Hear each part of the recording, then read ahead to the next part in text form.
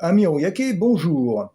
Aujourd'hui, on va reparler un petit peu d'agriculture, puisque le 3 septembre, s'est passé beaucoup de choses. Je vous ai parlé d'un premier sujet la concernant, l'agriculture. Et aujourd'hui, je vais aborder un deuxième point, puisque le 3 s'est passé quelque chose euh, de presque inattendu. La condamnation historique de l'État pour préjudice écologique lié aux pesticides. La Cour considère comme établi l'atteinte des écosystèmes aquatiques et terrestres résultant de la contamination généralisée, diffuse, chronique et durable des eaux et des sols par les substances actives, pesticides et l'extermination de la biodiversité et de la biomasse que cela a entraîné. Bon, je crois que c'est clair. Condamnation. Alors, qu'est-ce que ça va donner? Certains pesticides sont trop toxiques pour continuer à être utilisés. La Cour d'appel administrative, autrement dit, maintenant que c'est passé en appel, on ne reviendra pas en marche arrière. Préparez-vous.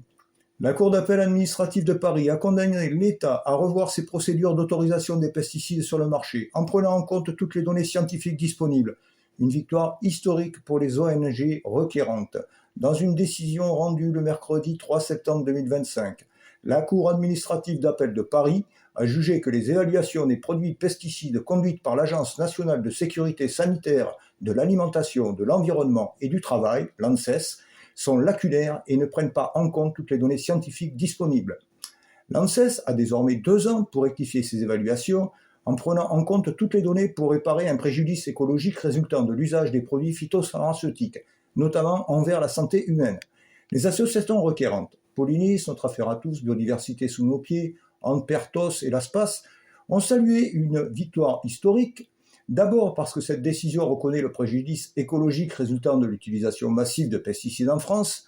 En effet, la Cour considère comme établie l'atteinte des écosystèmes aquatiques et terrestres résultant de la contamination généralisée, diffuse, chronique et durable des eaux et des sols, dans le texte de la par les substances actives pesticides et l'extermination de la biodiversité et de la biomasse que cela a entraîné.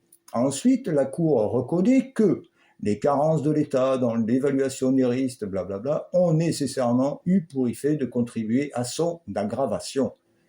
La Cour considère notamment que l'ANSES a commis une faute en ne prenant pas en compte l'ensemble des données scientifiques disponibles pour évaluer les risques de produits pesticides.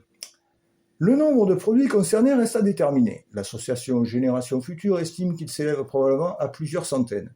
Rien que ça. L'État a 6 mois pour communiquer une liste à la Cour administrative d'appel. Il devra également couvrir les frais de justice des 6 associations d'un montant de 3 000 euros. Polinis exhorte le gouvernement à se plier à cette décision sans saisir le Conseil d'État. Si après de nombreuses années, souvent plus de 20 ans, les recherches montrent que telle matière active est dangereuse pour notre santé et pour l'environnement, on peut citer le DDT, le chlordécone, les néonicotinoïdes, etc., et que la vente de celle-ci devient interdite, c'est que cette molécule était dangereuse depuis le début. Elle n'aurait donc jamais dû être homologuée.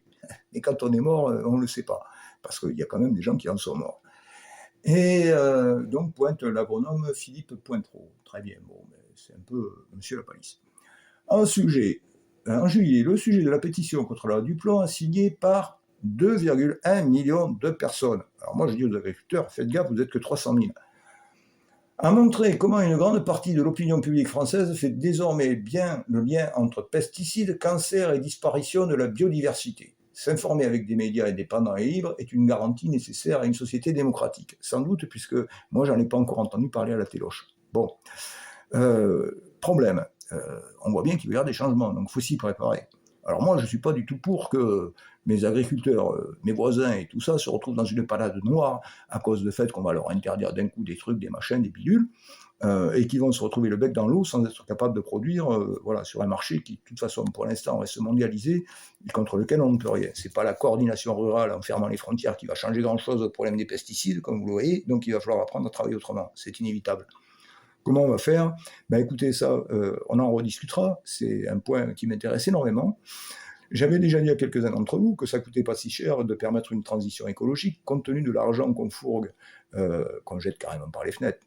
Comme vous avez pu le voir, c'est aussi sur mon site. Je vous laisse le soin de trouver rouillac-populaire.alwestdata.net. Combien ça pourrait coûter? On a 300 000 agriculteurs. Bon, imaginons qu'on leur donne, allez, on va être large pour qu'ils puissent payer des chars, des machins, des pilules, investir. On leur donne 5 000 euros par mois. avec ça, mais néanmoins, il faut qu'ils payent la sécu, etc., normal, hein, comme tout le monde. 5 000 euros par mois. Je vais vous dire, s'il ne leur reste pas 2 à 2 500 balles par mois pour vivre, c'est bien plus que la moyenne des Français, ça sera le bout du monde. Donc, si on compte, on a 300 000 agriculteurs, moi je leur file 5 000 balles par mois. Ça fait combien? 15 millions. Bon, fois 12 quand même, par an. Donc, on va taper dans les 2 milliards. 2 milliards, c'est rien par rapport aux 217 qu'on donne. Donc 2 milliards par an pour faire une transition, moi je leur donne ça pendant 3 ans par exemple, voilà, le temps de s'organiser, qui produisent rien, je m'en fous, aucune importance. Moi ce que je veux, c'est qu'ils changent de méthode de production et qu'on arrive à s'en sortir tous ensemble. Voilà, au plaisir.